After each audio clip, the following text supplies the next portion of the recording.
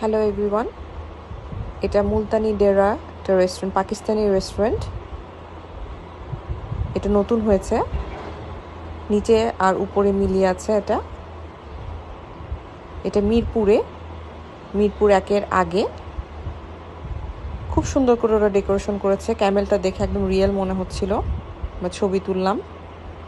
এখানে একটা ট্রাকের মতো ওরা বানিয়েছে, খুবই খুব কালারফুল করে সাজিয়েছে, এই জন্য বেশি ভালো লাগছিল। আর কালকে ফ্রাইডে ছিল, এই কারণে ভিড়টা অনেক বেশি ছিল।